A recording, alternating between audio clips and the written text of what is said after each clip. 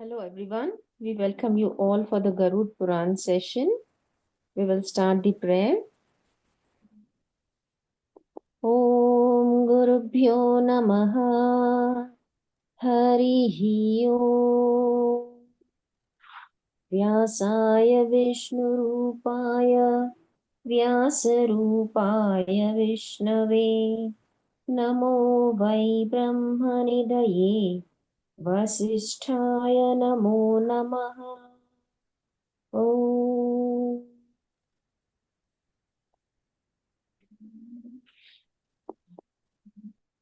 So we are starting with the chapter 223, uh, the Ayurveda and the medicinal herbs and their symptoms and the protocols and how to make all that is over now. अभी ये बीच वाला थोड़ा सा जो part है ये पुराण का, इसमें भगवान विष्णु जी का महिमा बताया गया है। फिर कई धर्म का निरूपण दिया है। फिर कई पुराणों के बारे में थोड़ा सा बताया है, उप पुराणों के बारे में थोड़ा सा बताया है, फिर विद्याओं के बारे में बताया है, फिर कई मंत्रों के बारे में बताया है। तो एक छोटा सा पार्ट है, तीसरा खंड स्टार्ट होने से पहले। तो ये छोटे छोटे जो चैप्टर्स हैं, जो टिप्स एंड बिट्स में बहुत सारा इंफॉर्मेशन हमको दे जाते हैं, तो वो पार्ट जो है वो हम स्टार्ट करें। तो भगवान विष्णु की महिमा, चतुष्पाद, धर्म निरूपण, पुराणों तथा उप पुराणों और 18 विद्याओं का परिगण, चारों युगों के धर्मों का कथन एवं कलि युग में नामन संकीर्तन का महात्म्य। तो श्री ब्रह्मा जी ने कहा, हे व्यास, मुनियों द्वारा भक्ति पूर्वक आचरण किए गए उन धर्मों को मैं कह रहा हूँ जिनसे भगवान विष्णु प्रसन्न होते हैं।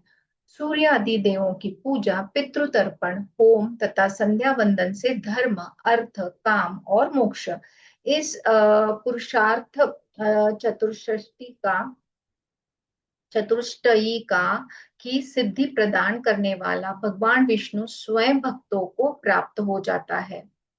तो ये जो वर्ड है, यू नो क्या बोला मैंने, पुरुषार्थ चतुष्टयी, तो ये जो है ये संस्कृत का वर्ड है। तीन उसका ब्रेकडाउन हम तीन वर्ड्स में करते हैं। पहला तो है पुरुष। ओके, तो पुरुष हम सबको बताए, इट्स नॉट मेल, बट यहाँ पे पुरुष का मीनिंग होता है कि ह्यूमन बीइंग, या हम सोल भी बोल सकते हैं। ओके, फिर अर्थ जो है, तो यहाँ पे artha meaning, it is not about money, but यहाँ पे इसका मीनिंग ये है कि आपका एम क्या है, आपका पर्पस क्या है, आपका लाइफ का मीनिंग क्या है या गोल क्या है। और फिर chatushtaya, that is, it is a set of four, मतलब चार। ओके, तो ये फोर फोल्ड का, ये एक साथ मिला के, टुगेदर मिला के एक ऑब्जेक्टिव जो होता है ह्यूमन पर्सपेक्ट का। ओके, तो इसको ये कहा गया है।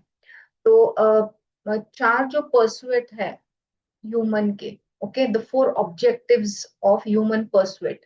तो फर्स्ट इज धर्मा, हम सब जानते हैं, जो राइचियसनेस है, मॉरल वैल्यूज हमारे होते हैं, हमारी ड्यूटी होती है, तो वो है हमारा धर्मा। फिर आता है अर्थ, जो यहाँ पे अभी प्रोस्पेरिटी या मटेरियल वेल्थ इसको कह सकते हैं। फिर आता है काम। काम हमको पता है कि ये है प्लेजर, या आपके जो डिजायर्स हैं या इमोशंस है, लव है, ऐसे। फिर मोक्ष, तो चौथा जो परसुएट है ये वो है मोक्ष। तो मोक्ष जो है वो है लिबरेशन, हम बोल सकते हैं, हम सोल का लिबरेशन हमको जो करना है वो, या सेल्फ रियलाइजेशन जो हमको आना चाहिए। तो ये जो है ये चार ऑब्जेक्टिव्स है हमारे लाइफ परसुएट के। तो कहीं टेक्स्ट में दिया गया है कि पहले के तीन, मतलब धर्म, अर्थ और काम, तो इसको त्रिवर्ग बताया गया है। एंड अगर चौथा हम मोक्ष को ऐड करते हैं तो ये चतुर्वर्ग हो गया। तो ये जो वर्ड है ये जो वर्ड है इसका ये मीनिंग होता है पुरुषार्थ चतुष्टयी की सिद्धि प्रदान करने वाले भगवान विष्णु स्वयं भक्तों को प्राप्त हो जाते हैं। तो अगर आप ये सब, ये ह्यूमन जो पर्सुएट हमारा ये ऑब्जेक्टिव अगर हम करते हैं, इसके पीछे लगते हैं, तो विष्णु जी है, भगवान विष्णु जो है वो स्वयं हम भक्तों को प्रकट हो जाते हैं। तो ये कहना है, भगवान विष्णु धर्म स्वरूप ही है। पूजा, तर्पण, हवन, संध्या, ध्यान, धारणा आदि जो भी सत्कर्म है वह सब हरि ही है। सूत जी ने कहा, है शौनक, मैं चारों युगों के धर्मों का वर्णन करता हूँ, आप सुने। ये बहुत एक्साइटिंग है ये इंफॉर्मेशन। तो जो चार जो युग है उनके बारे में बताया गया है। तो 4000 युगों का एक कल्प होता है। इसको ब्रह्मा का एक दिन माना गया है। ये हमने पहले देखा, थोड़ा सा नंबर्स में थोड़ा सा आगे पीछे हो सकता है। कृतयुग, त्रेता युग, द्वापर युग तथा कलयुग, ये 4 युग होते हैं, राइट। तो कृत युग में सत्य, दान, तप तथा दया, इन 4 पदों से धर्म अवस्थित रहता है। ओके, तो धर्म कैसा चलता है इन 4 पदों से, जो है सत्य, दान, तप तथा दया। धर्म का संरक्षण करने वाला हरि ही है। इस रहस्य को जानकर जो लोग संतुष्ट रहते हैं वे ही ज्ञानी हैं। तो सतयुग को कृतयुग भी कहा गया है। ओके, तो सतयुग में मनुष्य 4000 वर्ष तक जीवित रहते हैं। ओके, जब सतयुग था तब लोग 7000 वर्ष जीवित रहते थे। सतयुग के अंत में धर्म पालन की दृष्टि से क्षत्रिय उत्कर्ष की स्थिति में रहते थे। शूद्रों की अपेक्षा ब्राह्मण, क्षत्रिय, वैश्य धर्म पालन में उच्च आदर्श प्रस्तुत करते थे। फिर सर्वाधिक बलशाली एवं शूर श्री भगवान विष्णु ही राक्षसों का विनाश करते थे। तो हर बार हर युग में भगवान विष्णु जी अलग अलग रूप में आए हैं और संहार किया है। फिर आया त्रेता युग। तो त्रेता युग में धर्म जो है वो सत्य, फिर दान और दया, इन 3 पदों पर ही अवस्थित है। तो एक जो है वो छूट गया यहाँ से। ओके, इस काल में मनुष्य यज्ञ परायण होते हैं। संपूर्ण संसार क्षत्रियों से सुरक्षित रहता है। रक्त वर्ण के भगवान हरि मनुष्यों द्वारा इस युग में पूजित होते थे। मनुष्यों की आयु 1000 वर्ष तक होती थी। इस युग में विष्णु भीमरथ कहलाते थे और क्षत्रियों के द्वारा राक्षसों का संहार होता था। फिर आया द्वापर युग। तो द्वापर में धर्म की मूर्ति 2 पदों पर अवस्थित रहती थी। इस युग में अच्युत भगवान विष्णु पीत वर्ण धारण करते हैं। लोगों की आयु 400 वर्ष की होती थी। ब्राह्मण और क्षत्रिय वर्ण से उत्पन्न प्रजा से पृथ्वी व्याप्त रहती थी। इस युग के लोगों की अल्प बुद्धि को देखकर, तो अल्प बुद्धि जो है वहीं से स्टार्ट हुई द्वापर युग से। तो इस युग के लोगों की अल्प बुद्धि को देखकर वेद व्यास का रूप धारण कर, भगवान मतलब भगवान का ही रूप है व्यास मुनि जो है वो, जिन्होंने पूरा वेद का मतलब लिखा है। ओके, क्योंकि उनको पता चला कि लोगों को तो मतलब ये सारी चीजें तो समझ में ही नहीं आ रही, तो फिर उन्होंने वेद व्यास जी का रूप ले लिया एंड फिर उन्होंने जो है वेदों को लिखा फिर से। ओके, तो इस युग के लोगों की अल्प बुद्धि को देखकर वेद व्यास का रूप धारण कर भगवान विष्णु ने एक ही रूप में विद्यमान वेद को 4 भाग में विभक्त किया। ओके, और अपने समस्त शिष्यों को उन चारों वेदों का अध्ययन कराया। तो जो भी उनके शिष्य थे तो उनको ये सारे जो है 4 वेद जो है उनका ये उनको अध्ययन कराया। एंड हम I don't know if you aware of, जो हमारे 4 वेद हैं तो ये वेदों के उपवेद भी हैं। ओके, तो 4 वेद हमारे कौन से हैं? जो ऋग्वेद है, सामवेद है, अथर्ववेद है, फिर आता है यजुर्वेद। ओके, तो इन सब के भी उपवेद हैं। उपवेद मतलब उनके नीचे जो आते हैं सब डिविजन्स हम बोल सकते हैं, तो वो जो है वो, तो जो ये अपना जो ऋग्वेद है उसका उपवेद जो है वो अपना आयुर्वेद है। ओके, आयुर्वेद जो है वह ऋग्वेद का उपवेद है। फिर यजुर्वेद का भी उपवेद है धनुर्वेद। धनुर्वेद मतलब जहाँ पे आर्चरी वगैरह सिखाया जाता है, लड़ाई कैसे लड़ी जाती है। विथ swords एंड ऑल, उसको कैसे बनाया जाता है, फिर without you know all these instruments also कैसे लड़े, तो ये सारा उसमें सिखाया जाता है। फिर आता है सामवेद। सामवेद का जो उपवेद है वो है गंधर्व वेद। ओके, तो ये जो नाट्य गीत होते हैं, ये नाट्य शास्त्र होते हैं जिसमें शास्त्रीय संगीत and all of that is there. तो ये जो है ये भरत मुनि ने ये दिया था। तो ये है गंधर्व वेद। ओके, एंड फिर अथर्व वेद जो है उसका उपवेद जो है वो शिल्प स्थाप्य है। तो जहाँ पे शिल्प वगैरह बनाए जाते हैं वो सारा उसमें दिया गया है। ओके, तो ऐसे ये जो वेद है, फिर से वेद व्यास जी आए और इन्होंने ये सारा चारों वेद लिखे। ओके, तो बाकी के उपवेद जो है वो बाकी लोगों ने लिखे हैं। तो भगवान वेद व्यास ने ऋग्वेद की शिक्षा पैल नामक शिष्य को, सामवेद की शिक्षा जैमिनी नामक शिष्य को, तो चार वेद जो है वो अलग अलग शिष्यों को वैसे पढ़ाई है उन्होंने। अथर्ववेद की शिक्षा सुमंतु नामक शिष्य को और यजुर्वेद की शिक्षा महामुनि वैशंपायन नामक शिष्य को प्रदान की, तथा वेदांगों और पुराणों का अध्ययन सूत जी को कराया। पुराणों का अध्ययन सूत जी को कराया। इन पुराणों के एकमात्र वैद्य हरि ही है। ये 18 पुराणों के रूप में विभक्त है। तो इनका डिवीजन जो है वो 18 पुराणों में हो गया। ऑलराइट, फिर सर्ग प्रतिसर्ग वंश मनमंत्र और वंशानुचरित, ये पुराणों के 5 लक्षण हैं। ब्रह्म पद्म विष्णु शिव भागवत भविष्यत नारदीय स्कंद लिंग वराह मार्कंडेय अग्नि ब्रह्म वैवृत्य कूर्म मत्स्य गरुड़ वायु तथा ब्रह्मांड नामक 18 पुराण प्रसिद्ध है। ये सारे जो है ये 18 पुराण है।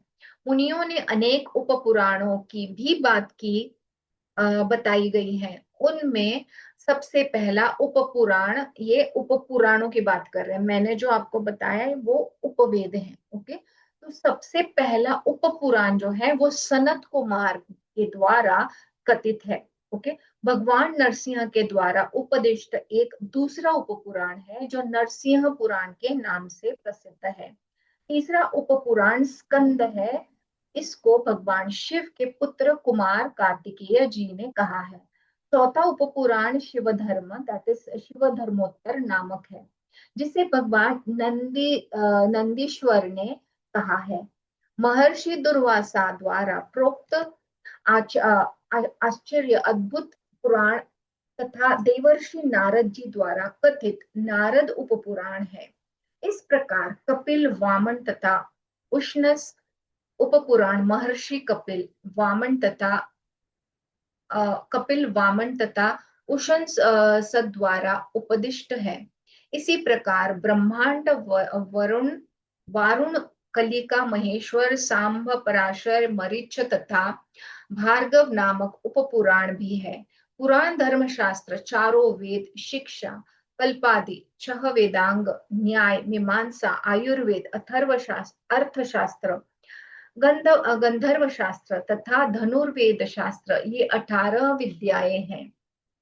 द्वापर युग के अंत में भगवान श्री हरि पृथ्वी के भार का हरण करते हैं। कलियुग में धर्म एक पाद पर अवस्थित रह जाता है। भगवान अच्युत कृष्ण वर्ण के होते हैं। उस काल में लोग दुराचारी और निर्दय होने लगते हैं।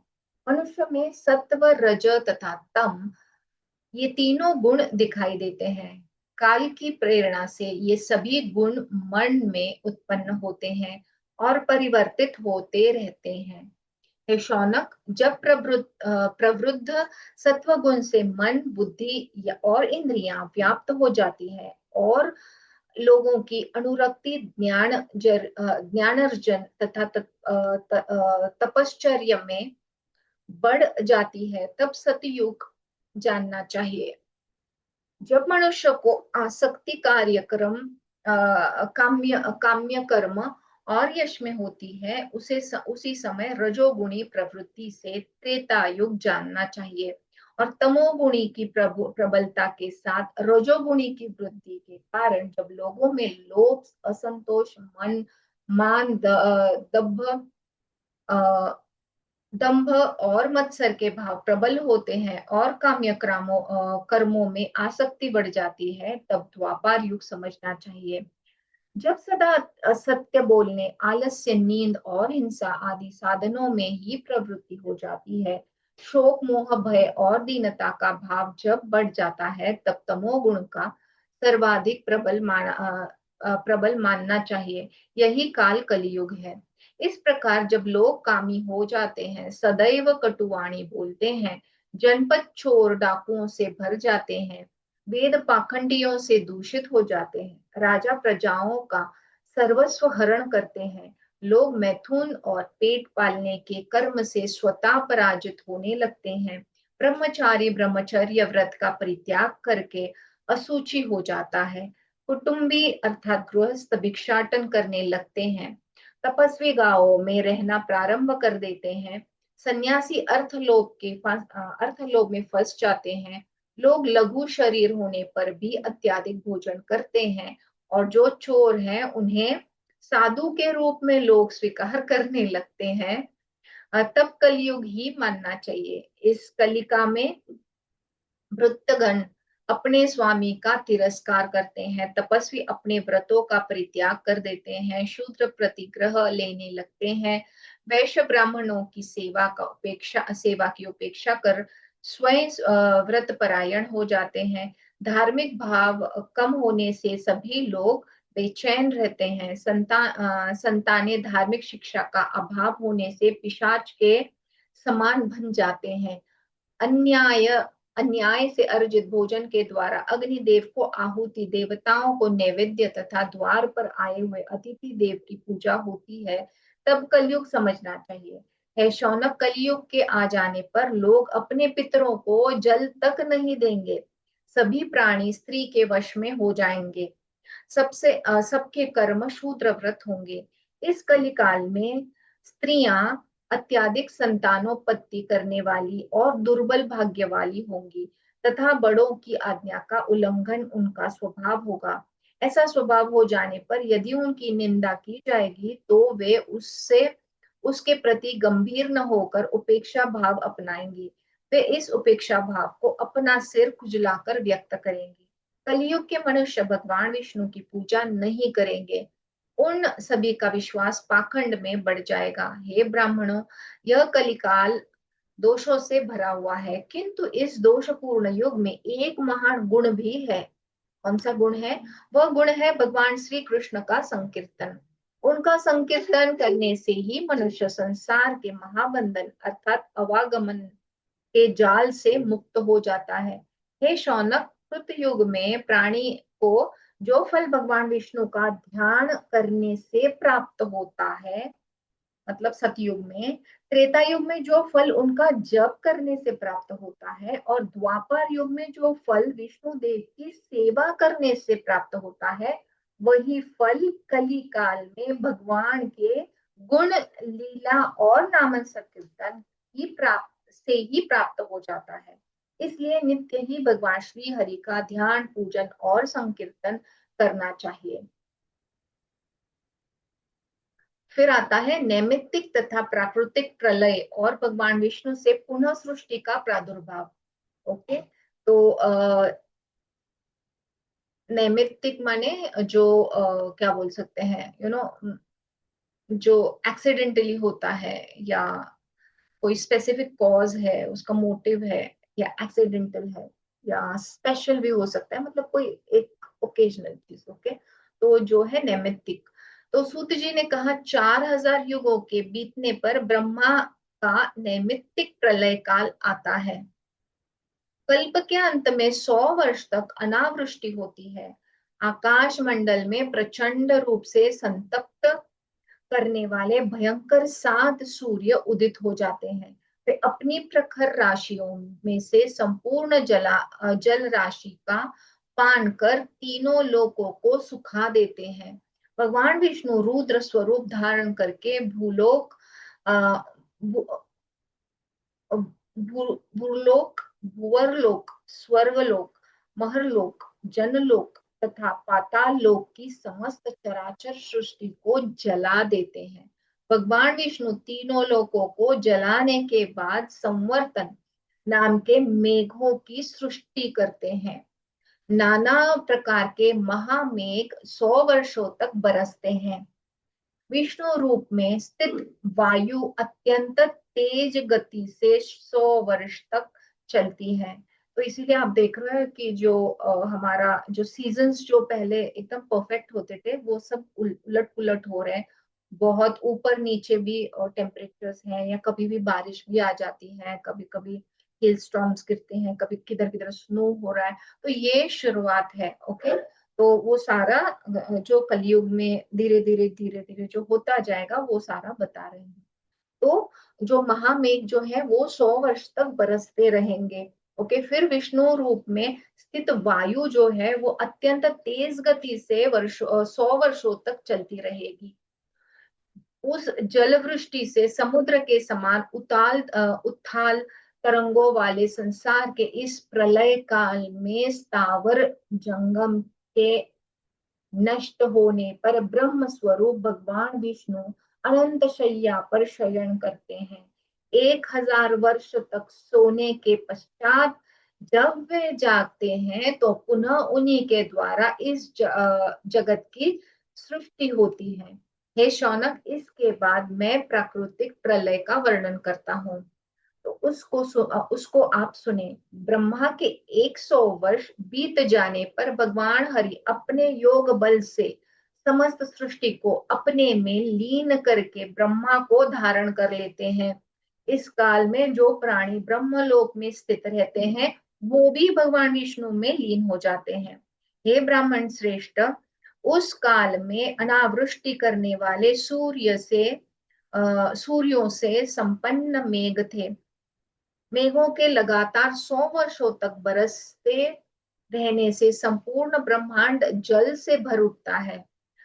तो इसके बाद टेम्परेचर्स का चेंज होने के बाद, सारे सीजन्स का चेंज होने के बाद में बोला जाता है कि बहुत जल की वजह से काफी सारे जो कॉन्टिनेंट्स है या खंड हम बोलते हैं वो सारे उथल पुथल हो जाएंगे। कोई कोई तो मतलब रहेगा भी नहीं। ओके, अंदर प्रविष्ट कहीं पे मैंने पढ़ा सुना है कि जैसे यूएससी वगैरह है, तो वो तो मतलब बाद में तो दिखने ही वाला नहीं है। हमारी भी जो पृथ्वी के जो प्लेट्स होते हैं, मतलब जहाँ पे वो लैंड मास है तो नीचे प्लेट्स होते हैं जिसको बोलते हैं टेक्टोनिक प्लेट्स। तो वो भी जैसे हिल रहे हैं सब। तो स्पेशली जो अब हमारे भारत की बात आती है तो बोलते हैं कि जो हिमालय के वहां के भी हैं वो टेक्टोनिक प्लेट्स जो है वो हिल रही हैं पूरे। तो ये सारा फिर होता रहेगा। ओके, फिर अंदर प्रविष्ट हुई उस जल राशि से ब्रह्मांड फट जाता है। ब्रह्मा की आयु पूर्ण होते ही सब कुछ जल में ही लय हो जाता है। संसार में कुछ भी शेष नहीं रहता। संसार को आधार प्रदान करने वाली यह पृथ्वी भी उस जल राशि में डूब जाती है। उस समय जल तेज वायु में, वायु आकाश में और आकाश भूतादि महत्वमय प्रविष्ट हो जाता है, और वह महत्वत्व प्रकृति में तथा प्रकृति अव्यक्त परम पुरुष में लीन हो जाती है। वे हरि अव्यक्त पुरुष 100 वर्ष तक सोते हैं। ये सब होने के बाद वो सो जाते हैं 100 वर्ष तक। तदंतर ब्रह्मा का दिन आने पर अव्यक्त आदि क्रम से पुनः व्यक्ति भूत चराचर जगत की सृष्टि होती है। तो हम जैसे देखते हैं कि आउटपोरिंग्स जो होते हैं, तो मतलब ये एनालॉजी हम ले सकते हैं यहाँ पे। तो फिर ये सब नष्ट होने के बाद फिर वो सोने जाएंगे। फिर आएगा, फिर ब्रह्मा जी आएंगे। तो फिर वो जो डिवाइन स्पार्क से जहां से एनर्जी आती है वो पृथ्वी पे आएगी, फिर वो डोरमेंट रहेगी। फिर अलग अलग युग स्टार्ट होंगे, तो सतयुग से अगेन स्टार्ट हो जाएगा। तो ये बताया गया है। अभी आता है कर्म विपाक का कथन। अभी कर्म विपाक का कथन जो है सूत जी ने कहा कि जगत सृष्टि और प्रलय आदि की चक्र गति को जानने वाले जो विद्वान हैं, वे यदि आध्यात्मिक, आधिदैविक तथा आधि भौतिक इन तीन संसारिक तपों को जानकर ज्ञान और वैराग्य का मार्ग स्वीकार कर लेते हैं तो अत्यंतिक लय दैट इज मोक्ष को प्राप्त करते हैं। अब मैं उसे संसार चक्र का वर्णन करूंगा जिसको जाने बिना पुरुषार्थी परमात्मा में लीन नहीं होते। प्राण के उत्क्रमक क्रमण काल में इस शरीर का परित्याग करके मनुष्य दूसरे सूक्ष्म शरीर में प्रविष्ट हो जाता है। इस मृत्यु लोक से मृत्यु के पश्चात जीव को यमराज के दूत 12 दिन की अवधि में यमलोक को ले जाते हैं। वहां पर उस मरे हुए व्यक्ति के बंधु बांधव जो उसके लिए तिलोदक और पिंडदान देते हैं, वही सब यमलोक के मार्ग में वह खाता पीता है। फिर पाप कर्म करने के कारण वह नरक लोक में जाते हैं और पुण्य कर्म करने के कारण स्वर्ग में। अपने उन पाप पुण्यों के प्रभाव से नरक तथा स्वर्ग में गया हुआ प्राणी पुनः नरक और स्वर्ग से लौट कर स्त्रियों के गर्भ में आता है। वहां भी नष्ट न होकर वह दो बीजों के आकार को धारण कर लेता है। उसके बाद वह कलल फिर बुदबुदाकार बन जाता है। कलल मतलब जो हमारी स्पर्म एंड ओवम जो है वो साथ में आके जो एम्ब्रियोनिक स्टेज जो होती है बेबी की, कॉन्सेप्शन के बाद जो होती है, तो उसको बताया गया है कलल। और बुदबुदाकर बन जाता है मतलब उसके बाद जो बबल की तरह। ओके। तो जो एम्ब्रियो बन जाता है वो पहला छोटा ऐसा बबल की तरह ही दिखता है। ओके, तब मतलब बेबी बेबी नहीं होता है। तो धीरे धीरे ही उसके हाथ पैर वगैरह, फेस या हेड वो सारा निकल आता है। तो ये एक बबल जैसा दिखता है जो हमारा क्या बोल सकते हैं, it's the nature of the body, जिसको बोला है एपिमेरल नेचर ऑफ द बॉडी। तो ये बन जाता है। फिर तत्पश्चात उस बुदबुदाकार रक्त से मांसपेशी का निर्माण होता है। मांसपेशी से मांस अंडाकार बन जाता है। वह एक फल दैट इज परिमाण विशेष के समान होता है। उसी अंडे से अंकुर बनता है। उस अंकुर से उंगली, नेत्र, नाक, मुख और कान आदि अंग और उपांग पैदा होते हैं। उसके बाद उस विकसित अंकुर में उत्पादक शक्ति का संचार होने लगता है, जिससे हाथ पैर की उंगलियों में नख आदि निकल आते हैं। शरीर में त्वचा और रोम तथा बाल निकलने लगते हैं। इस प्रकार गर्भ में विकसित होता हुआ यह जीव 9 मास तक अधोमुख स्थिर रहकर 10वें मास में जन्म लेता है। तदंतर संसार को अत्यंत मोहित करने वाली भगवान विष्णु की वैष्णवी माया उसे अवरुद्ध कर लेती है। यह जीव बाल्यावस्था, कौमारावस्था, युवावस्था तथा वृद्धावस्था को प्राप्त करता है। इसके बाद यह पुनः मृत्यु को प्राप्त हो जाता है। इस प्रकार यह जीव इस संसार चक्र में घटियंत्र के समान घूमता रहता है, मतलब घड़ियाल के समान, क्लॉक के समान। जीव नरक भोग करने के पश्चात पाप योनि में जन्म लेता है। पतित से प्रतिग्रह स्वीकार करने के कारण विद्वान भी अधो योनि में जन्म ग्रहण करता है। याचक नरक भोग करने के बाद कृमि योनि को प्राप्त होता है। फिर गुरु की पत्नी अथवा गुरु के धन की मन से भी कामना करने वाला व्यक्ति कुत्ता होता है। मित्र का अपमान करने वाला गधे की योनि में जन्म लेता है। माता पिता को कष्ट पहुंचाने वाले प्राणी को कछुए की योनि में पड़ता है। जो मनुष्य अपने स्वामी का विश्वसनीय बनकर उसको छल कर जीवन यापन करता है, वह मृत्यु के बाद व्यामोह में फंसे हुए वानर योनि में चला जाता है। फिर धरोहर रूप में अपने पास रखे हुए पराये धन का अपहरण करने वाला व्यक्ति नरकगामी होता है। नरक से निकलने के पश्चात वह कृमि योनि में जन्म लेता है। नरक से मुक्त होने पर उसे ईर्ष्यालु मनुष्यों के राक्षस योनि में जाना पड़ता है। जो मनुष्य विश्वासघाती होता है वह मत्स्य योनि में उत्पन्न होता है।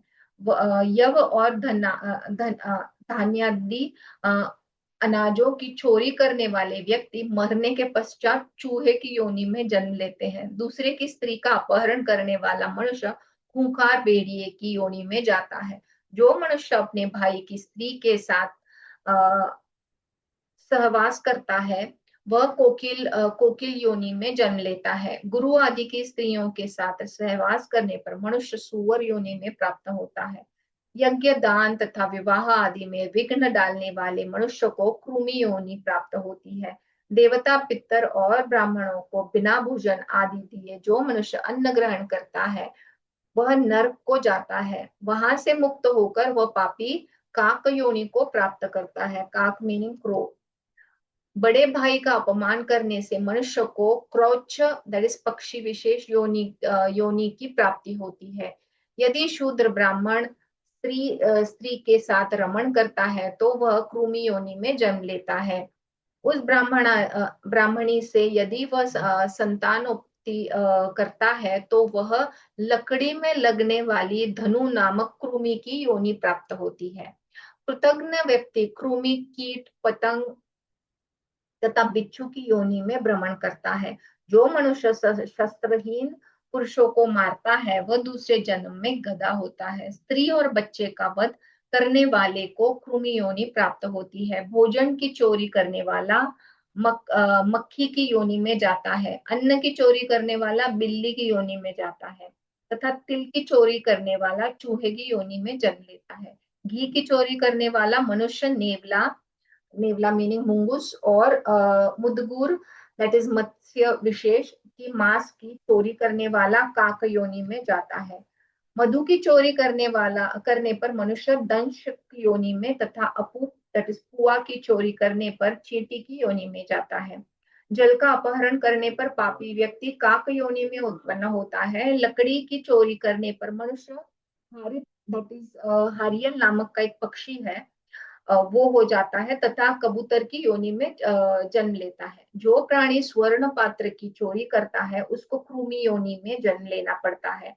कपास के बने वस्त्रों की चोरी करने पर क्रौच पक्षी, अग्नि की चोरी करने पर बगुला, अंगराग आदि रंजक द्रव्य और शाक पात की चोरी करने पर मनुष्य मयूर होता है।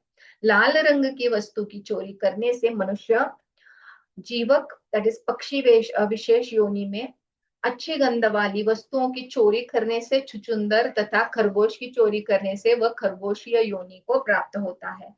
कला की चोरी करने पर मनुष्य नपुंसक, लकड़ी की चोरी करने पर घास फूस में रहने वाला कीट, फूल की चोरी करने पर दरिद्र तथा यावक, जौ का सूत, धान, लाख आदि चुराने पर पंगु होता है।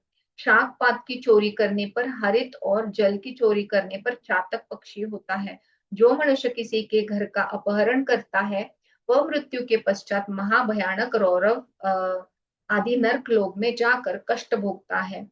तृण गुल्म लता वल्लरी और वृक्षों की छाल चुराने वाला व्यक्ति वृक्ष योनि को प्राप्त होता है। यही स्थिति गौ, सुवर्ण आदि की चोरी करने वाले मनुष्य की भी होती है। विद्या की चोरी करने वाला मनुष्य विभिन्न प्रकार के नरक लोगों का भोग करने के पश्चात गूंगे की योनि में जन्म लेता है। समिधा रहित अग्नि में आहुति देने वाला मंद अग्नि रोग से ग्रस्त होता है। दूसरे की निंदा करने वाला कृत कृतघ्नता, दूसरे की मर्यादा को नष्ट करना, निष्ठुरता, अत्यंत घृणित व्यवहार में अभिरुचि, परस्त्री के साथ सहवास करना, पराये धन का अपहरण करना, अपवित्र रहना, देवों की निंदा तथा मर्यादा के बंधन को तोड़कर अशिष्ट व्यवहार करना, कृपणता करना तथा मनुष्यों का हनन करना, नरक भोग करके जन्म लिए हुए मनुष्य को ये लक्षण है, ऐसा सभी को जान लेना चाहिए। प्राणियों के प्रति दया, प्रति दया, संध्रावपूर्ण वार्तालाप, परलोक के लिए सात्विक अनुष्ठान, सत्कार्यों का निष्पादन, सत्य धर्म का पालन, दूसरे का हित चिंतन, मुक्ति की साधना, वेदों में प्रामाण्य बुद्धि, गुरु देवर्षि और सिद्धर्षियों की सेवा, साधुजनों द्वारा बताए गए नियमों का पालन, सक्रियाओं का अनुष्ठान तथा प्राणियों के साथ मैत्री भाव, यह स्वर्ग से आए हुए मनुष्यों के लक्षण है।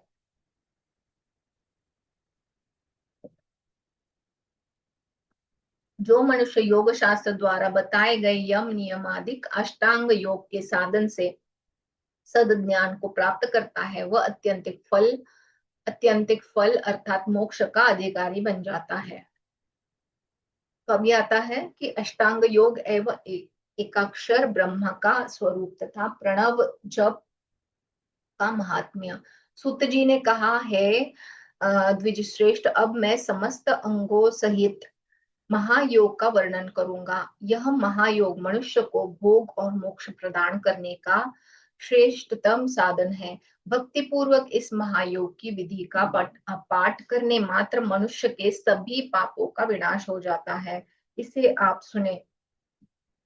महामति भगवान दत्तात्रेय ने राजा अलकर्क से कहा था कि हे राजन, ममता ही दुख का मूल है और ममता का परित्याग ही दुख से निवृत्ति का उपाय है। अहंकार अज्ञान रूपी महात्रु का अंकुर है, ममता उसका तना है, घर और क्षेत्र आदि उसकी शाखाएं हैं, पत्नी उसका पल्लव है तथा धन धान्य महान पत्र है और पाप ही उसका अत्यंत दुर्गम मूल है। इस प्रकार पाप मूलक अपातरमणीय सुख शांति के लिए यह अज्ञान रूपी महातरु पैदा हुआ है। जो लोग ज्ञान रूपी कुल्हाड़ी से अज्ञान रूप महावृक्ष को काट गिराते हैं, वे सभी पर ब्रह्म में लीन हो जाते हैं।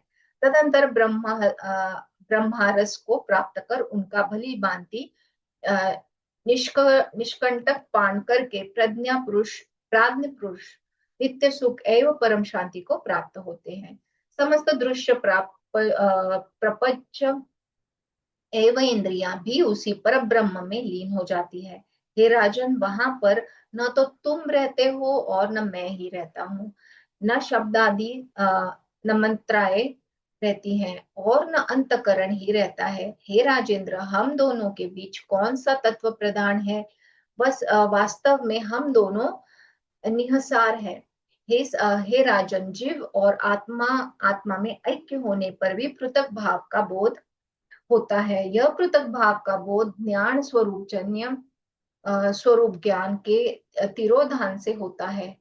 यद्यपि ज्ञान का तिरोधान योगी में नहीं होना चाहिए, पर भेद बुद्धि एवं भेद बुद्धि मूलक समस्त प्रपंच सबसे अनुभव में आ रहा है। अतः इसकी उत्पत्ति के लिए यह मानना पड़ता है कि ज्ञान का तिरोधान अनादिकाल से चला आ रहा है।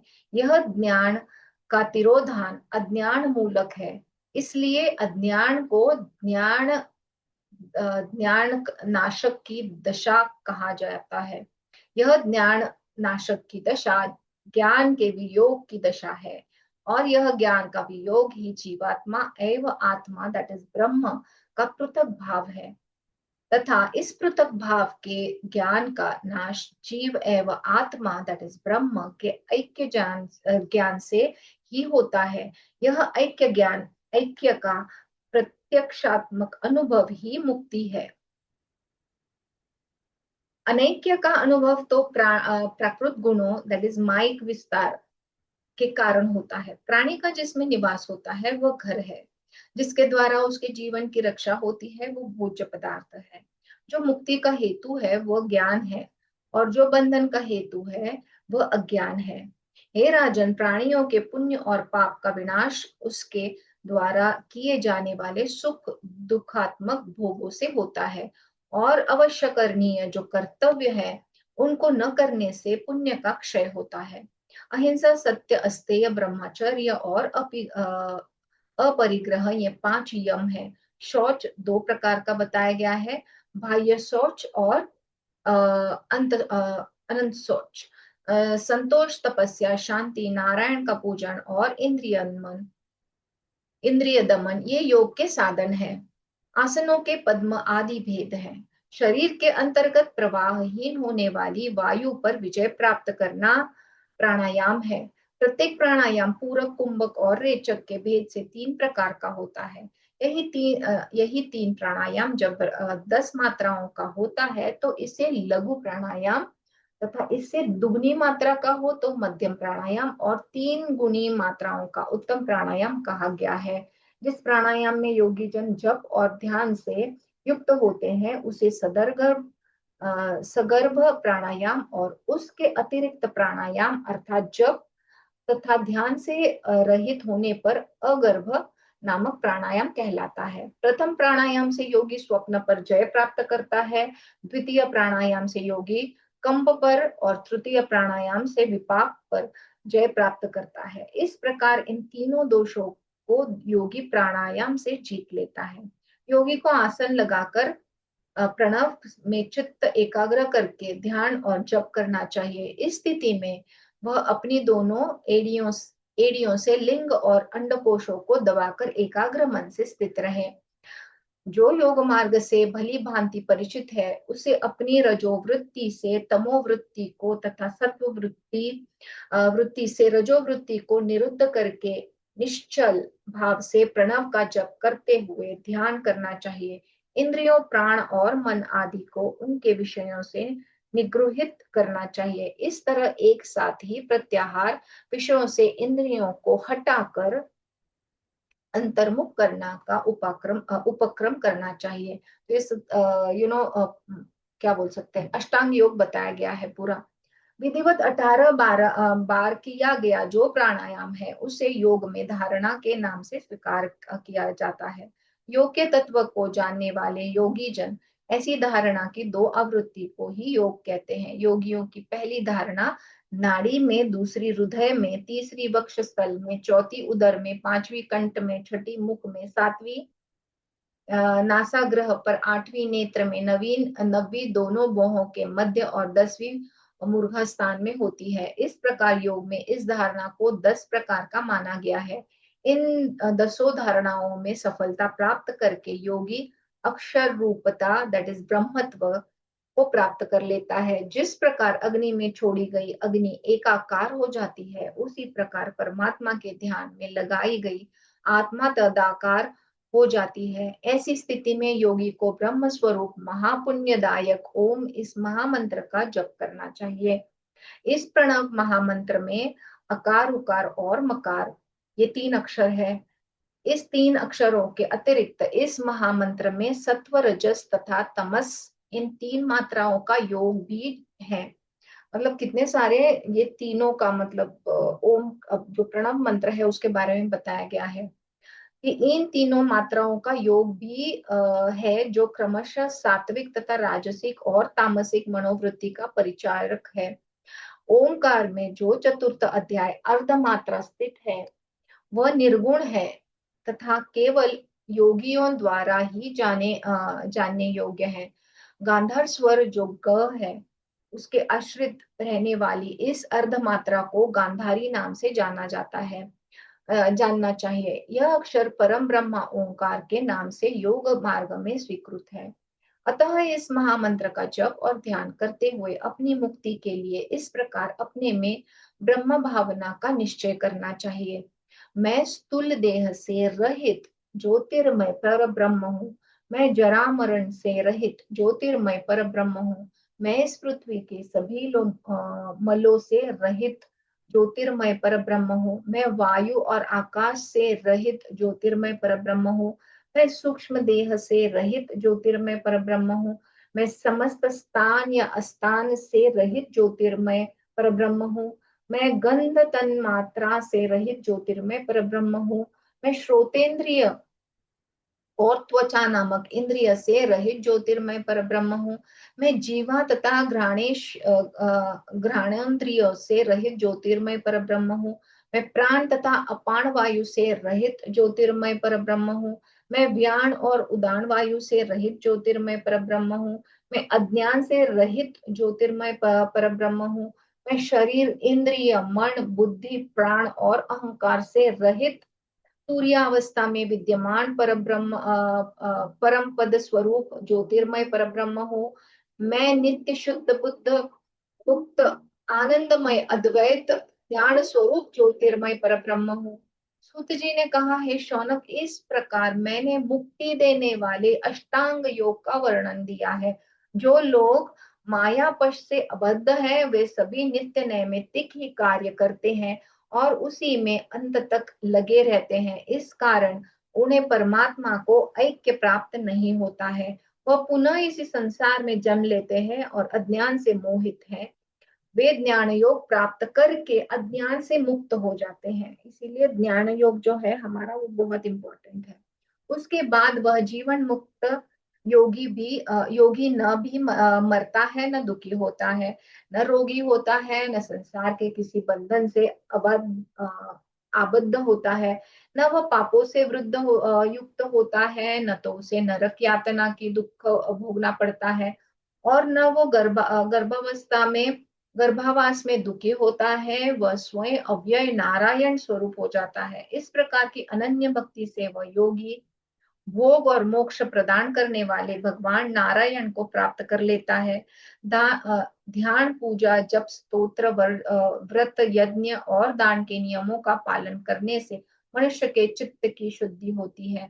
चित्त शुद्धि से ज्ञान प्राप्त होता है। प्राणवादी मंत्रों का जप करने करके द्विजों ने मुक्ति प्राप्त की है। इंद्र ने भी इंद्रासन प्राप्त किया। श्रेष्ठ गंधर्वों ने और अप्सराओं ने उच्च पद प्राप्त किया। देवताओं ने देवत्व और मुनियों ने मुनित्व प्राप्त किया। गंधर्वों ने गंधर्वत्व तथा राजाओं ने राजत्व को प्राप्त किया। बहुत बढ़िया इंफॉर्मेशन है, एक्चुअली इन शॉर्ट उन्होंने दिया है, बट बहुत बढ़िया है। फिर भगवत भक्ति की निरूपण तथा भक्तों की महिमा। सूत जी ने कहा, अब मैं विष्णु भक्ति का वर्णन करूंगा जिससे सब कुछ प्राप्त हो जाता है। भगवान विष्णु भक्ति से जितना संतुष्ट होता है उतना अन्य किसी साधना से नहीं। भगवान हरि का निरंतर स्मरण करना मनुष्य के लिए महान श्रेय का मूल है। यह पुण्यों की उत्पत्ति का साधन है और जीवन का मधुर फल है। इसलिए विद्वानों ने विष्णु की सेवा को भक्ति का बहुत बड़ा साधन कहा गया है।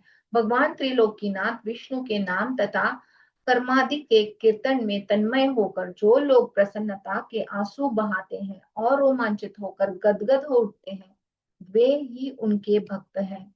अतः हम सभी को जगत सृष्टा देव देवेश्वर भगवान विष्णु के दिव्य उपदेशों का अनुसरण करना चाहिए।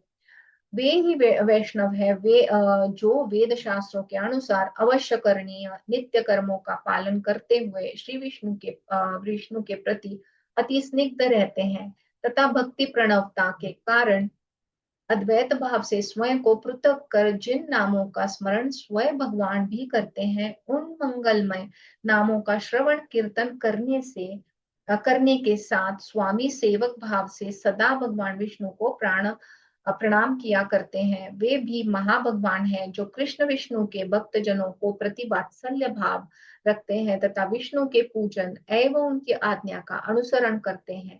भगवान श्री विष्णु की मंगलमयी कथाओं के श्रवण में ही अतिशय प्रीति पूर्वक सदा लीन रहते हैं तथा अपने नेत्र और समस्त अंगों की समस्त चेष्टाएं भगवान की सेवाएं के लिए ही समर्पित किए गए हैं।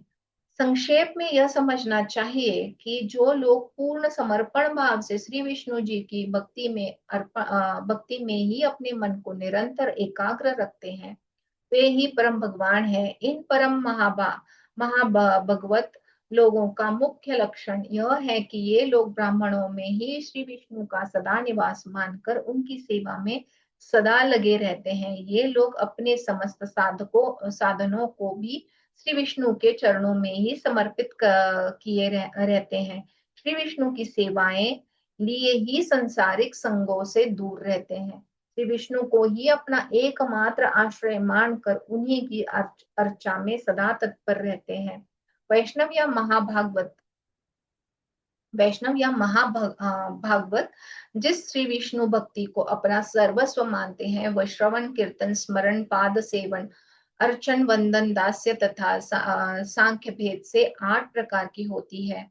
इसमें म्लेच्छ व्यक्ति भी अधिकारी माना गया है। इस संसार में तो वही श्रेष्ठ ब्राह्मण है, वही मुनि है, वही ऐश्वर्य से संपन्न है और वही मोक्ष को प्राप्त करता है। जो भगवान हरि की भक्ति में तन्मय रहता है, जो भगवत का होता है, उसी को दान देना चाहिए, उसी से दान लेना चाहिए, उसी की हरि की भांति पूजा करनी चाहिए। भागवत द्विजोत्तम का स्मरण कर, उनके साथ भाषण कर, उनका पूजन कर हम अपने को पवित्र कर लेते हैं। यदि कोई भागवत वक्त चांडाल जाति का है तो वह भी अपनी पवित्र भक्ति से, महिमा से अपने सबको पवित्र कर देता है। हे नाथ, आप मुझ पर दया करें, मैं आपकी शरण में हूँ। ऐसा जो प्राणी कहता है उसको भगवान हरि संपूर्ण प्राणियों से अभय कर देते हैं, किसी से भी उसको भय नहीं होता है। यह भगवान की प्रतिज्ञा है। मंत्र का जप करने वाले 1000 जपकर्ताओं की अपेक्षा सभी वेदांत दर्शनों को शास्त्रों में पारंगत विद्वान श्रेष्ठ है। सर्व वेदांत निशांत करोड़ों विद्वानों की अपेक्षा विष्णु भक्त श्रेष्ठ है। जो लोग भगवान विष्णु में एकांतिक भक्ति रखते हैं, वे सशरीर विष्णु के परम पद को प्राप्त करने में सफल होते हैं। श्री विष्णु भक्ति को ही परम पुरुषार्थ मानने वाले एकांती भक्त है। इनका चित्त सर्वात्मना भगवान होता है। ऐसे परम भागवत श्री विष्णु के ही समान हो जाते हैं।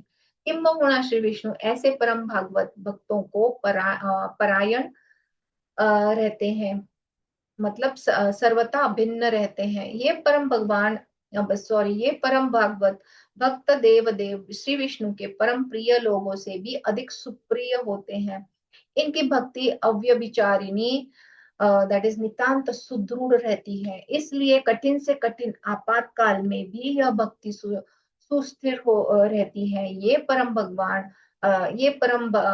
भागवत भक्त सदा ही प्रार्थना करते रहते हैं, प्रभु विष्णु विषयों में जो अधिकाधिक स्थिर प्रीति होती है, वही आपका स्मरण करते हुए मुझ में सदा अविचल भाव से बनी रहे। यह विशेष रूप में ध्यायत्व है कि प्रभु श्री विष्णु की ही भक्ति करनी चाहिए। यदि कोई अन्य किसी के प्रति दृढ़ भक्त है, सो सर्वेश्वर प्रभु का भक्त नहीं है, तो वह वेद आदि समस्त शास्त्रों के अर्थ का पारंगत होने पर भी वह वास्तव में पुरुषार्थम ही है।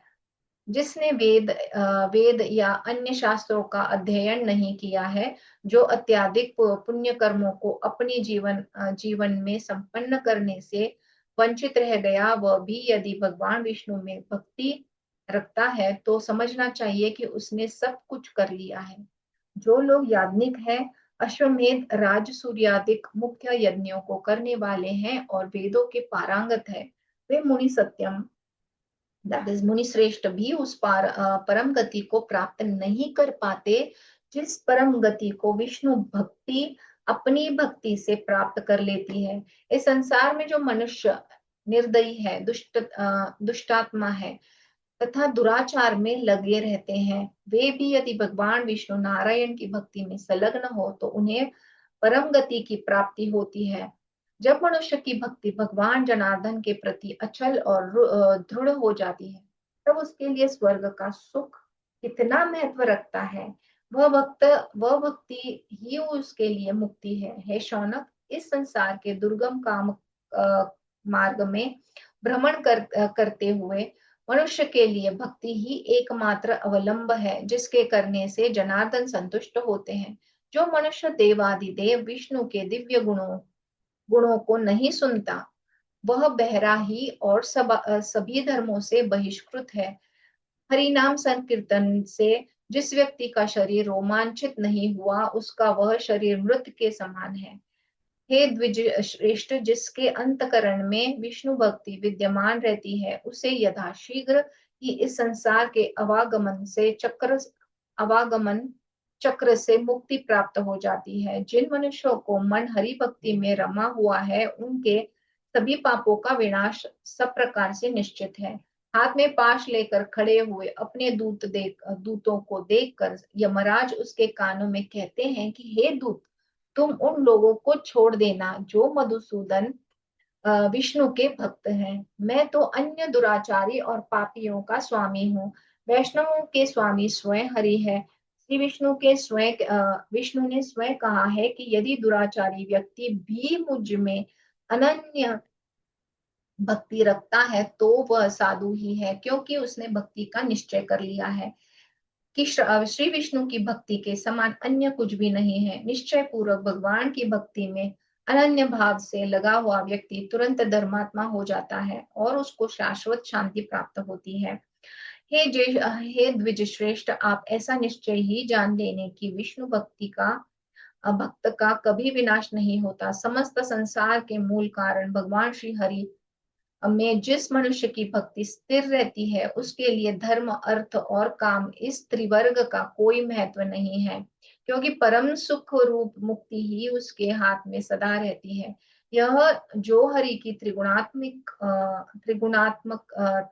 का दैवी माया है, उसका वे लोग पार करते हैं जो हरि की शरण में जाते हैं। जिनकी बुद्धि में भगवान हरि निवास करते हैं, उनके लिए यज्ञाराधन आदि से क्या लाभ। भक्ति से ही नारायण की आराधना होती है।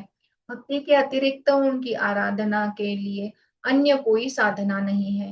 विभिन्न प्रकार के दान से, भली भांति पुष्प समर्पण से अथवा अनेक प्रकार के दिव्य अनुलेपन से भी परमात्मा जनार्दन विष्णु उतना संतुष्ट नहीं होते जितना भक्ति से। इस संसार रूपी विष वृक्ष से अमृत के समान दो फल है। पहला फल है भगवान केशव की भक्ति और दूसरा फल है उनके भक्तों का सत्संग। सनातन पुरुष श्री विष्णु एकमात्र भक्ति से सुलभ है और यह भक्ति अनायास पत्र, पुष्प, फल अथवा जल का श्रद्धा के साथ विष्णु के चरणों में समर्पण मात्र से प्राप्त है, प्राय है। ऐसी स्थिति में अति कष्ट साध्य मुक्ति के लिए क्यों प्रयत्न किया जाए। हमारे कुल में एक विष्णु भक्त ने जन्म लिया है, यह हमारा इस संसार सागर में उद्धार करेगा। यह सोचकर पितृगण लाल ठोकते हैं और पितामह ताली बजा बजा कर नृत्य करते हैं। अज्ञानी और पापात्मा शिशुपाल तथा सुयोधन आदि भी सूर श्रेष्ठ भगवान की निंदा अपमान के ब्याज से भगवान का स्मरण मात्र करके निष्पाप हो गए और मुक्ति को प्राप्त हो गए। ऐसी स्थिति में भगवान में परम भक्ति रखने वाले मुक्ति लाभ में कौन सा संशय है। वह तो निस्संदेह प्राप्त होगी ही। ध्यान योग से रहित होकर भी जो लोग श्री विष्णु के शरण में आ जाते हैं, वे मृत्यु का अतिक्रमण करके परम वैष्णव गति को प्राप्त कर जाते हैं।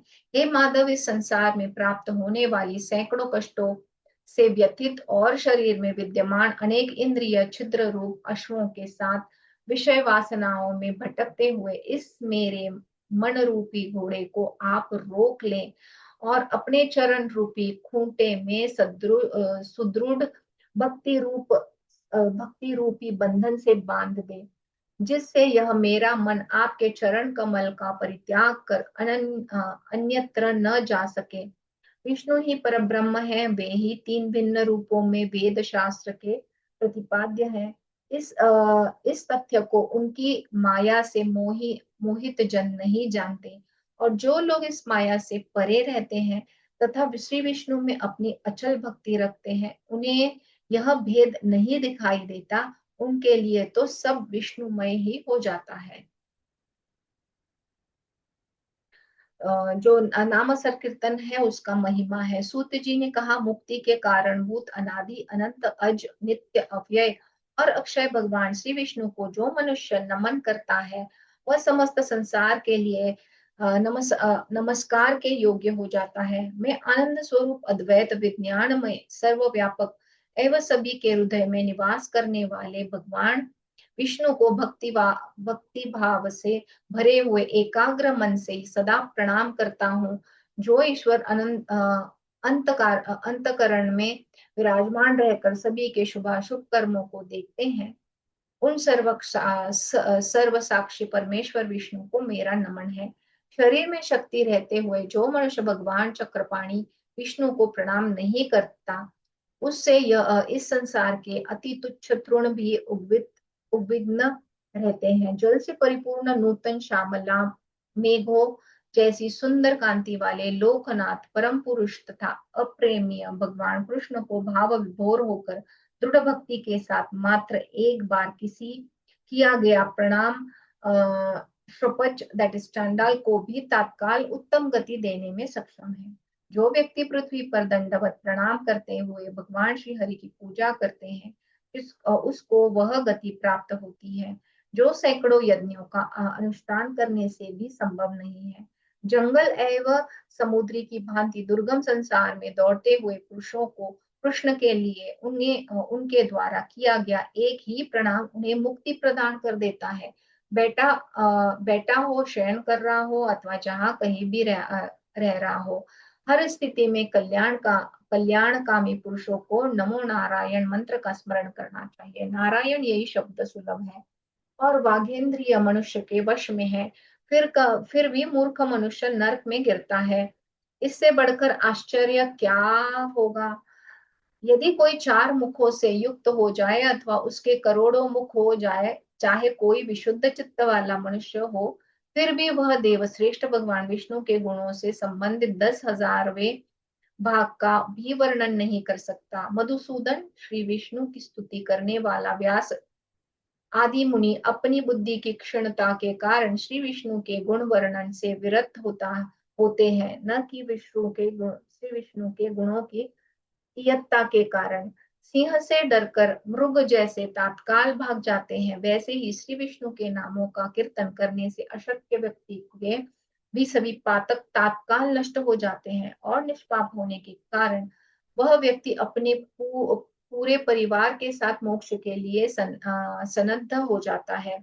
स्वप्न में भी भगवान नारायण का नाम लेने वाला मनुष्य अपनी अक्षय पाप राशि को विनष्ट कर देता है। यदि कोई मनुष्य प्रबोध दशा में अपराध पर विष्णु का नाम लेता है, तो फिर उनके विषय में क्या कहना ही क्या।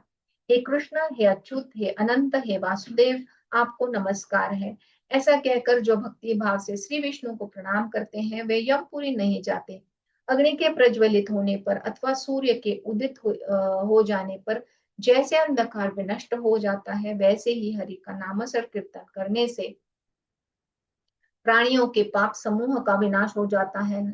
नाम कीर्तन से जिस नित्य से सर्वोत्तम अक्षय अक्षय सुख का अनुभव होता है, उसके सन्मुख अनित्य क्षयशील स्वर्ग सुख सर्वथा नगण्य है। जिनका चित्त श्री कृष्ण चिंतन में ही प्रतिक्षण रमा रहता है, उनके लिए श्री कृष्ण धाम तक पहुंचने के लिए लंबे मार्ग से श्री कृष्ण नाम संकीर्तन के सर्वोत्तम पाथेय है। संसार रूपी सर्प के दंश से व्याप्त विष विष से भयंकर उपद्रव को शांत करने के लिए एकमात्र औषध श्री कृष्ण नाम है। इस वैष्णव मंत्र का जप करके मनुष्य संसार बंधन से मुक्त हो जाता है। कृत युग में भगवान हरि का ध्यान करते हुए, त्रेता युग में इन्हीं भगवान हरि के मंत्रों का जाप करते हुए, द्वापार में इन्हीं की पूजा करते हुए जो फल प्राणियों को प्राप्त होता है, वही फल कलयुग में मनुष्य उन्हीं भगवान के शब्द के स्मरण मात्र से प्राप्त कर लेता है। जिस व्यक्ति की जिह्वा के अग्रभाग में हरि ये दो अक्षर विद्यमान होते हैं, वह इस संसार सागर को पार कर विष्णु पद को प्राप्त करने में सफल हो जाता है। ज्ञान पूर्वक किए गए हजारों पापों से परिशुद्धि प्राप्त करने की इच्छा करने वाले व्यक्ति के लिए भगवान का नाम परम कल्याणकारी है। भगवान नारायण के स्तवन और गुणानुवाद से भरी हुई कथाओं के श्रवण में निमग्न रहने वाला व्यक्ति स्वप्न में भी इस संसार को नहीं देखता। विष्णु पूजा में श्रद्धा भक्ति की महिमा। सूत जी ने पुनः कहा कि हे शौनक, समस्त लोकों के स्वामी भगवान श्री हरि की आराधना ही सार है। पुरुष सूक्त के द्वारा जो मनुष्य पुष्प और जल आदि उस परात्पर देवों को समर्पित करता है वह संपूर्ण चराचर जगत की पूजा कर लेता है। जो विष्णु की पूजा नहीं करते उन्हें ब्रह्मघाती समझना चाहिए।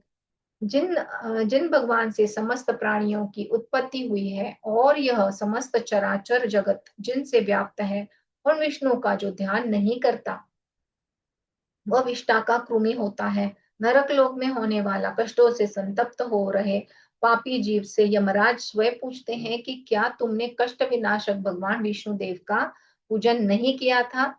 द्रव्यों का अभाव होने पर मात्र जल से ही पूजा करने पर जो देव प्रसन्न होकर स्वयं अपने ही लोक को दे देते हैं, क्या तुम उनकी पूजा नहीं की थी?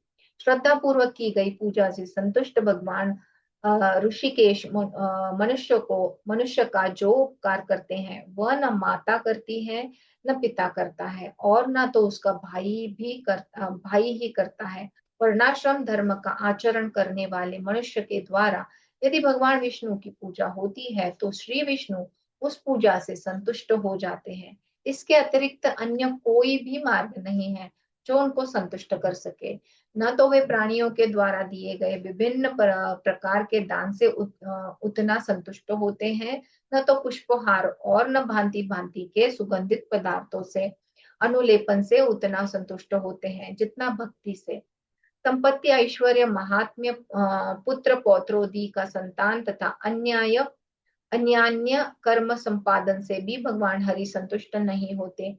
विमुक्त जनों के लिए भी हरि का ऐक्य श्री हरि का आराधना से ही प्राप्त होता है, क्योंकि श्री हरि की आराधना ही ऐक्य भाव का मूल मूल है। विष्णु भक्ति का महात्म्य सूत जी ने कहा, सभी शास्त्रों को अवलोकन करके तथा पुनः पुनः विचार करके यह एक ही निष्कर्ष निकलता है कि मनुष्य को सदैव श्री भगवान नारायण का ध्यान करना चाहिए।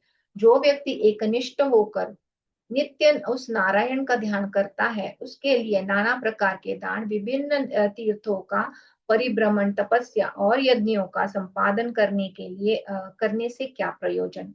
अर्थात श्रीमन नारायण ध्यान सर्वोत्कृष्ट है। 66,000 तीर्थ भगवान नारायण के प्रणाम की 16वीं कला की भी बराबरी नहीं कर सकते। समस्त प्रायश्चित और जितने भी तप कर्म हैं इन सभी में भगवान श्री कृष्ण का स्मरण ही सर्वश्रेष्ठ है, ऐसा समझना चाहिए। जिस पुरुष की अनुरक्ति सदैव पाप कर्म में रहती है उसके लिए एकमात्र श्रेष्ठतम प्रायश्चित भगवान हरि का स्मरण है। जो प्राणी एक मुहूर्त भर भी निरालस्य होकर नारायण का ध्यान कर लेता है वह स्वर्ग प्राप्त करता है। फिर नारायण में अनन्य परायण भक्त के विषय में क्या कहा जाए। जो मनुष्य योग पारायण है अथवा योग सिद्ध है उसकी चित्त वृत्ति जागते स्वप्न देखते तथा सुषुप्त अवस्था में भगवान अच्युत के ही आश्रित होते हैं। ते गिरते रोते बैठते खाते जागते भगवान गोविंद माधव कृष्ण का स्मरण करना चाहिए। अपने अपने कर्म में संलग्न रहते हुए भगवान जनार्दन हरि में ही चित्त को अनुरक्त रखना चाहिए, ऐसा शास्त्र का कथन है। अन्य बहुत सी बातों को कहने से क्या लाभ। ध्यान ही परम धर्म है, ध्यान ही परम तप है, ध्यान ही परम शुद्धि है। अतः मनुष्य को भगवत ध्यान परायण होना चाहिए। विष्णु के ध्यान से बढ़कर अन्य कोई ध्यान नहीं है, उपवास से बढ़कर अन्य कोई तपस्या नहीं है। अतः भगवान वासुदेव के चिंतन को ही अपना प्रधान कर्म मानना चाहिए। इस लोक और परलोक के प्राणी के लिए जो कुछ दुर्लभ है, जो अपने मन से भी सोचा नहीं जा सकता, वह सब बिना मांगे ही ध्यान मात्र करने से मधुसूदन प्रदान कर देते हैं। यज्ञ आदि उत्तम कर्म करते समय प्रमादवश स्खलने से जो न्यूनता होती है वह विष्णु के स्मरण मात्र से संपूर्णता में परिवर्तित हो जाती है, ऐसा श्रुति वचन है। पाप कर्म करने वालों की शुद्धि का ध्यान के समान अन्य कोई साधन नहीं है। यह ध्यान पुनर्जन्म देने वाले कारण को भस्म करने वाली योगाग्नि है। समाधि ध्यान योग से संपन्न योगी योगाग्नि से तात्काल अपने समस्त कर्मों को नष्ट करके इसी जन्म में मुक्ति मुक्ति प्राप्त कर लेता है। वायु के सहयोग से ऊंचे उठने वाले ज्वाला ज्वाला से युक्त अग्नि जैसे अपने आश्रय कक्ष कमरे को जलाकर भस्म कर देते हैं, वैसे ही योगी ध्यान योगी के चित्त में स्थित श्री विष्णु योगी के समस्त पापों को भस्म कर देते हैं। जैसे अग्नि के संयोग से सोना मल रहित हो जाता है, वैसे ही मनुष्य का मल भगवान वासुदेव की सानिध्य से विनष्ट हो जाता है। हजारों बार गंगा स्नान तथा करोड़ों बार पुष्कर नामक तीर्थ में स्नान करने से जो पाप नष्ट होता है, वह हरि का मात्र स्मरण करने से नष्ट हो जाता है। हजारों प्राणायाम करने से जो पाप नष्ट होता है, वही पाप क्षण मात्र भगवान हरि का ध्यान करने से निश्चित ही नष्ट हो जाता है। जिस मनुष्य के हृदय में भगवान केशव विराजमान है, उसके मानस पर उन दुष्ट युक्तियों तथा पाखंड का प्रभाव नहीं पड़ता। जो कली के प्रभाव से प्रवृत्त है, जिस समय हरि का स्मरण किया जाता है, वही तिथि, वही दिन, वही रात्र, वही योग, वही चंद्र बल और वही लग्न सर्वश्रेष्ठ है।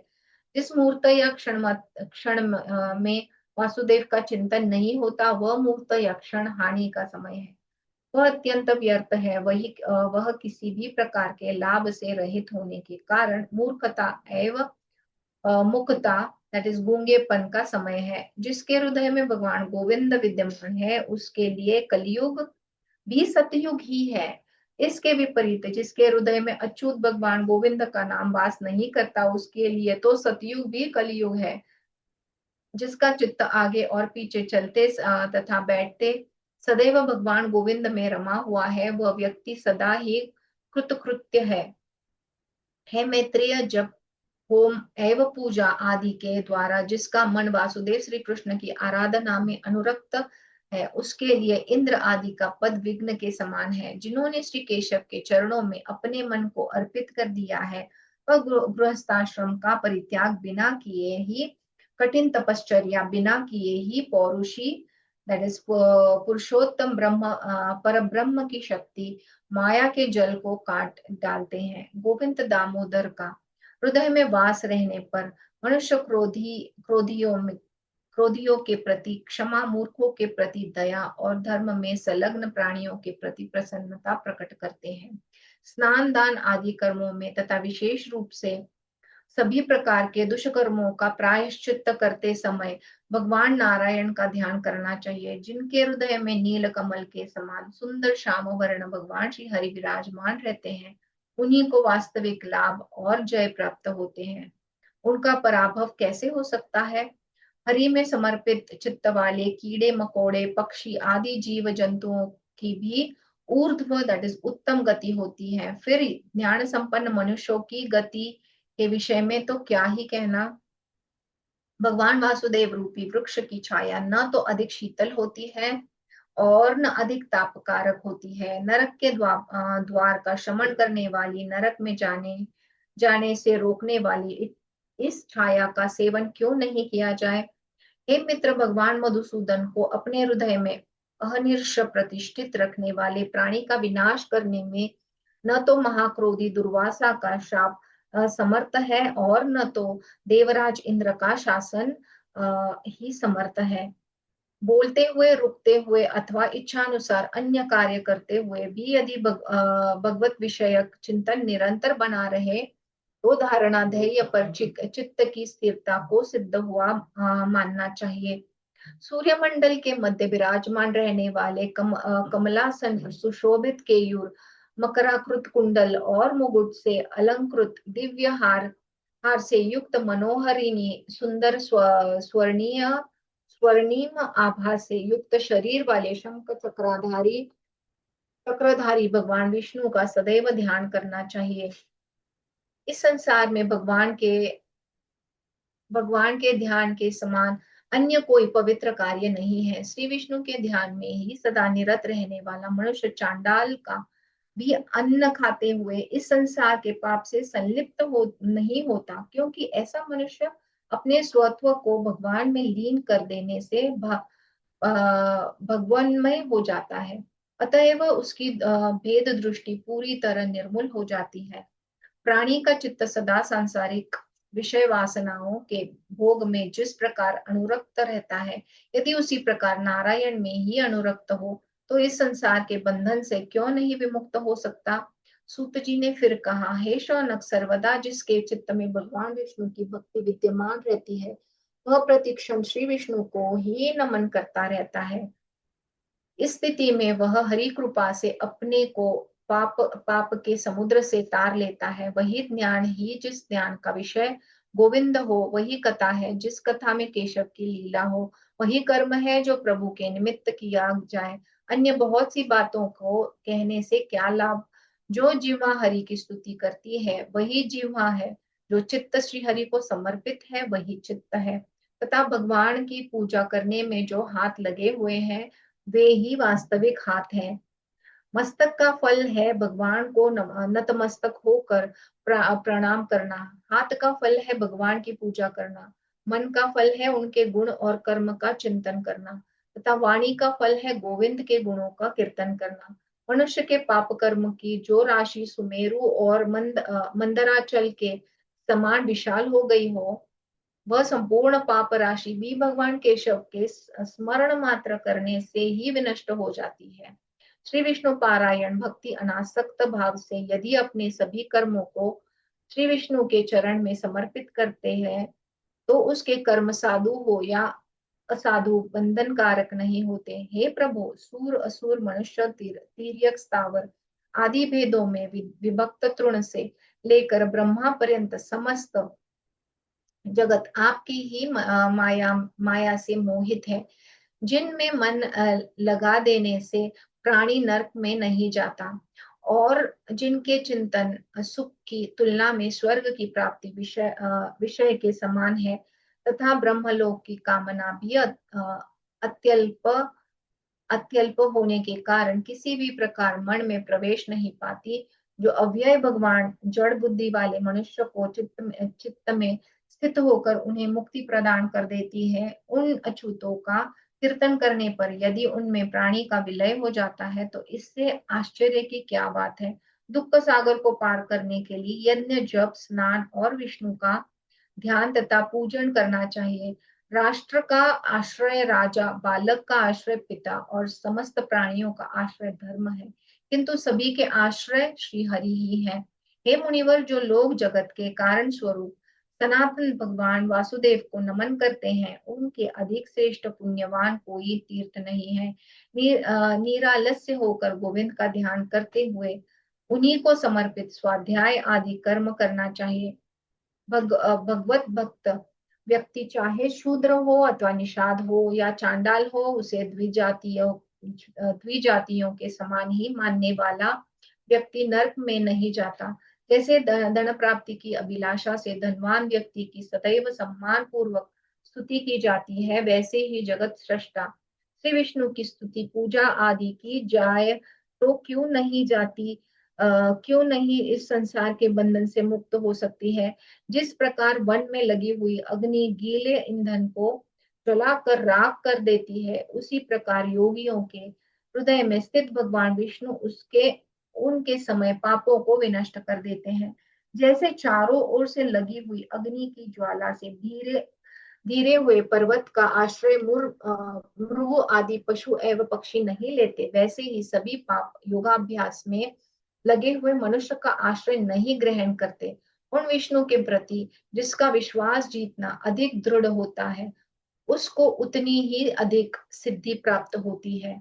भगवान कृष्ण के ऐसे प्रभाव का आकलन कर शत्रु भाव से उन गोविंद का स्मरण करता हुआ दमघोष का पुत्र शिशुपाल भगवान में लीन हो गया। यदि कोई मनुष्य भक्ति भाव से विष्णु पारायण है, तो उसके विषय में क्या कहना। उसकी मुक्ति तो पहले से ही सुनिश्चित हो जाती है। यहाँ पे हम रुकते हैं, ये सब सेल्फ एक्सप्लेनेटरी है। Let's close the session. थोड़ा सा हम 5 मिनट आगे बढ़े हैं, but never mind. Let's do closing prayer. We will conclude this session with the prayer. Om Sarve Bhavantu Sukhinah सर्वे सन्तु निरामयाः, सर्वे भद्राणि पश्यन्तु, मा कश्चित् दुःखभाग् भवेत्। लोकाः समस्ताः सुखिनो भवन्तु, लोकाः समस्ताः सुखिनो भवन्तु, लोकाः समस्ताः सुखिनो भवन्तु। ॐ शान्ति शान्ति शान्तिः। Thank you, everyone. Thank you so much. Thank you for joining.